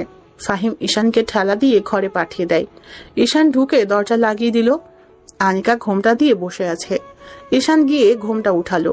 ঈশান বালিশটা মাথার নিচে দিয়ে শুয়ে রইল। আনিকা, মাথাটা একটু হাতিয়ে দাও তো। মাথা ব্যথা করছে? আনিকা ঈশানের মাথা হাতিয়ে দিচ্ছে। আনিকা মাথা হাতিয়ে দেওয়া ঈশানের অনেক ভালো লাগছে। এভাবে ঈশান ঘুমিয়ে গেল। একেবারে সকালে ফুরফুরে মেজাজ নিয়ে ঘুম থেকে উঠল। আনিকা রুম ঝাড়ু দিচ্ছে। মুখের দিকে তাকিয়ে বুঝতে পারলো মুখে তার অতৃপ্তির হাসি। ঈশান আনিকাকে পিছন থেকে জড়িয়ে ধরে ঘাড়ে কিস করতে লাগে। ঈশান আনিকাকে পিছন থেকে জড়িয়ে ধরে ঘাড়ে কিস করতে থাকে। আনিকা উপভোগ করতে থাকে। ঈশান ঘাড়ে কিস করতে করতে ঠোঁটে গেল। এবার দুজনকে লিপ কিস করতে করতে আনিকা ঈশানকে বিছানায় ফেলে দিল। পরে কি করলো বুঝতেই পারছেন। এভাবে ভালোই চলছিল ওদের সংসার। মাঝে মাঝে ঝগড়া হতো, কিন্তু দিন শেষে দুজন একসাথে একই বিছানায়। টাকা নিয়ে ওদের কোনো সমস্যা হয় নাই। 1 মাসের ভিতর আনিকা ফ্ল্যাট পুরোটা ফার্নিচার দিয়ে ভরে ফেলে, কারণ সংসারটা তার। আনিকা ডাক্তারি করে সংসার চালাইতো। ঈশান প্রাইভেট কোচিং করিয়ে বাড়িতে টাকা পাঠায়। যাই হোক, তারা তার মা বাবা। 2 বছর আগে ঈশানের একটা চাকরি হয়। তখন আনিকা প্রেগনেন্ট, একটা মেয়ে হয়। তখন বাড়ি থেকে সবাই দেখতে আসে এবং আনিকার কাছে ক্ষমা চেয়ে গ্রহণ করে নিল। তো আজকের এই গল্পটি এই পর্যন্তই ছিল। গল্পটি কেমন লাগলো তা অবশ্যই কমেন্ট করে জানাবেন। আর নতুন নতুন ভালোবাসার গল্প পেতে আমাদের ইটস রাব্বি 71 চ্যানেলটি অবশ্যই সাবস্ক্রাইব করে রাখুন। সকলে ভালো থাকবেন, সুস্থ থাকবেন। আল্লাহ হাফেজ।